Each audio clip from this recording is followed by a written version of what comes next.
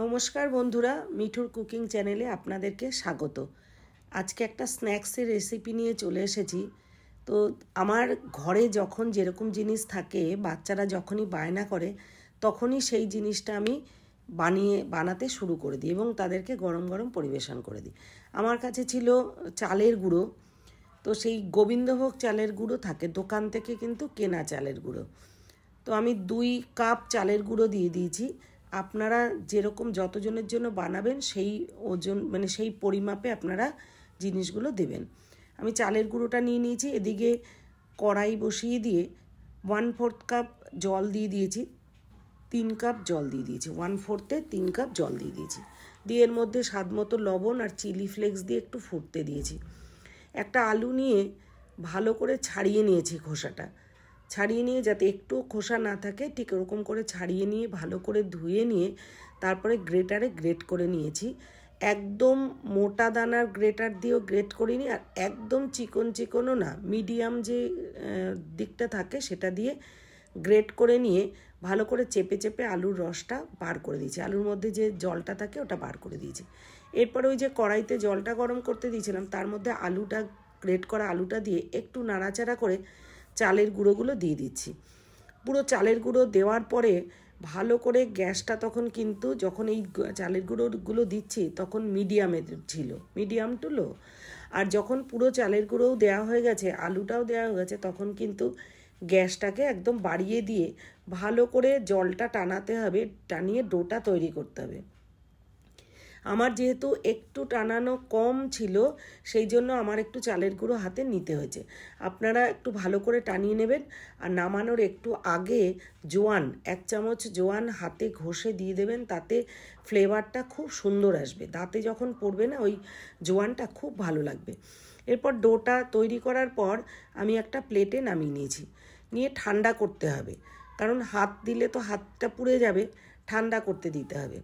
তো যতক্ষণ ঠান্ডা না হয় ততক্ষণ পাখার নিচে রেখে দিয়ে ঠান্ডা করে এর মধ্যে একটু অরিগানো দিয়ে দিয়েছি, যাতে পিজায় যে অরিগানো দেয় সেই অরিগানোটা দিয়েছি, যাতে একটু খেতে ভালো লাগে। এরপর দেখুন ঠান্ডা হয়ে এসছে। এরপর আমি ভালো করে একটা ডোয়ের মতন করে নিচ্ছি। তখনই চালের গুঁড়োটা আমি মিশিয়ে নিয়েছি। আমার এই চ্যানেলটা যারা এখনও পর্যন্ত সাবস্ক্রাইব করেননি তারা সাবস্ক্রাইব করে বেল আইকনটা প্রেস করে রাখবেন, তাতে নতুন যখন ভিডিও আপলোড দেব তখন আপনাদের কাছেই প্রথম যাবে ভিডিওটা। এবং দেখে ঠিক এইভাবে করে আপনারা বানাবেন। আমি যেরকম স্ন্যাক্স বানিয়েছি, সেদিনও একজন বলছিল যে স্ন্যাক্সের আইটেম কি করে কি বানাও, আমি একটু ভিডিওটা দেখব। তখন আমি বললাম যে এইগুলো দেখে বানাবে, একদম সেম করে প্রসেসে বানাবে, খেতে কিন্তু খুব সুন্দর হবে। এরপর ডোটা নিয়ে আমি লেচি কেটে নিয়ে ওর পরে আমি একটু চালের গুঁড়ো ছড়িয়ে নিয়েছি। আপনারা আটাও ছড়াতে পারেন, ময়দাও ছড়াতে পারেন, দিয়ে যাতে নিচে লেগে না যায়।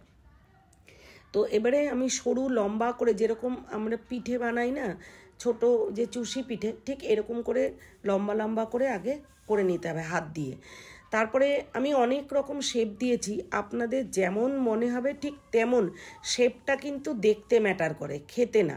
খাওয়াটা যেরকম, যখন আমি ডোটা ফরমেট করেছি ঠিক সেই রকম সময়টা যা যা দরকার হবে ওগুলো ঠিকঠাক দিলেই কিন্তু খেতে অটোমেটিক্যালি টেস্টি হবে। তো এরপরে কি হয়েছে, আমি ওই 3টে মাথা একসঙ্গে জুড়ে দিয়ে, আমরা চুলে যেমন বিনুনি করি মেয়েরা, ঠিক তেমন করে বিনুনির মতন করে নিয়েছি। করে নেওয়ার পরে একদম শুরুটা আর শেষটা একটু ছুরি দিয়ে কেটে নিয়েছি। তাহলে কিন্তু ল্যাডারও বলতে পারেন, বিনুনিও বলতে পারেন, ঠিক এইভাবে একটা দেখতে তৈরি হয়ে গেছে। তো এমন করে কিছুটা করেছি, ভ্যারাইটি শেপের কিন্তু আমি করেছি। কিছুটা গোল করেছি, কিছুটা পুলি পিঠে যেমন বানায় তেমন করেছি। পুলি পিঠে বানালে যেমন একটা ডো নিয়ে সেটাকে একটা বাটি মতো করে নিতে হয়, তার মধ্যে একটা নারকেলের পুর দিই আমরা। কিন্তু এখানে যেহেতু এটা স্ন্যাক্স, সেহেতু আর বাচ্চাদের যেহেতু খুবই ডিম্যান্ড চিজ, আমি এখানে কিছু মজারেলা চিজ নিয়েছি। নিয়ে কিন্তু ওই যে ডোটা নিয়ে একটা বাটি মতো করে নিয়েছি, ওর মধ্যে মজারেলা চিজ দিয়েছি। আপনারা চাইলে চিজ যদি না দিতে চান, কোনো সবজির একটা পুর বানিয়েও কিন্তু ওর মধ্যে দিতে পারেন। তো দেখুন আমি একদম এইগুলো কিন্তু আমি মানে সাউথে গিয়ে এই ধরনের স্ন্যাক্স খেয়েছি। এই যে যেমন করে এখন আমি বানাচ্ছি গোল গোল করে, একদম এটা ছানা জিলিপি জিলিপি যেরকমই বলেন না কেন, ঠিক এরকম একটা প্যাচ দিয়ে আমি দেখতে অন্যরকম হবে বলে এরকমভাবে তৈরি করে নিয়েছি। আরও শেপ দিয়েছি ভ্যারাইটি টাইপের। তো পুলির যেই শেপগুলো দিয়েছি দেখুন কী সুন্দর দেখতে হয়েছে। পুলির যে শেপগুলো দিয়েছি এরকম বাটি মতো করে নিয়ে ওর মধ্যে মজারেলা চিজ দিয়েছি, কারণ গরম গরম যখন ভাজার পরে যখন এটাকে ভাঙা হবে না, চিজটা একটু হালকা একটু সুতোর মতন হয়ে আসে, বাচ্চাদের ভীষণ ভালো লাগে ওটা। তো আমি ওইভাবে করেই করেছি। এরপরে একটা কাঁটা চামচ দিয়ে কিছুটা ডিজাইন মতোও করে নিয়েছি। চাইলে আপনারা ওইভাবে করতে পারেন, সেম করেই ডিজাইন দিতে হবে আমি বারবার বলছি এমন কিন্তু না। ডিজাইনটা আপনাদের মতো করে জাস্ট গোল করে এমনি চ্যাপটা করেও ভেজে নিতে পারেন। তো বাচ্চারা কি করে, যতটা দেখতে অন্যরকম দেখে না, ওদের কাছে যখন দৃষ্টিকটু লাগে সেটা খেতে চায় না, যখন খুব ভালো দেখতে লাগে তখন সেটা কিন্তু খুব ভালোবেসে খেয়ে ফেলে। তো এরকমভাবেই আমি চেষ্টা করেছি ভ্যারাইটি ডিজাইন দেওয়ার।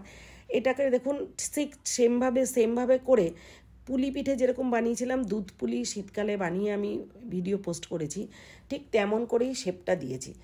আবারও সকালবেলা একটা মোদকের কথা বলছিল, মিষ্টি মোদক বানানোর কথা। তো মোদকের তো শেপটা নেই, আমি হাত দিয়েই কিন্তু মোদক বানিয়ে ফেলেছি। দেখুন মোদকটা কিন্তু একটা আবারও সেই ডো নিয়ে একটা বাটি মতো করে ওর মধ্যে একটু চিজ দিয়ে মোদকের শেপ দিয়ে নিয়েছি। দিয়ে এমন করে পুরোটা বানিয়ে নেওয়ার পর চলে যেতে হবে গ্যাসে, উনানে।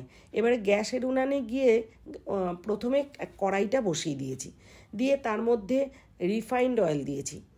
আপনারা কি তেল ইউজ করেন জানাবেন, আমি কিন্তু রাইস ব্র্যান্ড অয়েল ইউজ করি। তো কড়াইটা গরম করে তাতে রাইস ব্র্যান্ড অয়েল বেশ ভালোটা অনেকটাই দিয়েছি, 1 কাপেরও বেশি দিয়েছি। মেপে আমি ঠিক দিইনি, আন্দাজেই দিয়েছি যাতে ওই স্ন্যাক্সগুলো পুরো ডুবো তেলে ভাজা হয়।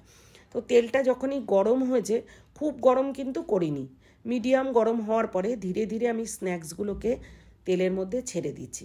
দিয়ে একটু উপর থেকে প্রথমে তেল ছিটিয়ে দিয়েছি, তারপরে কিন্তু পুরো উল্টে পাল্টে লাল লাল করে ভেজে তুলে নিয়েছি। ঠিক এরকম করে সমস্ত স্ন্যাক্সগুলো ভেজে যখন গরম গরম আমি সস দিয়ে পরিবেশন করেছি না, বাড়ির প্রত্যেকটা মেম্বার খুব খুশি।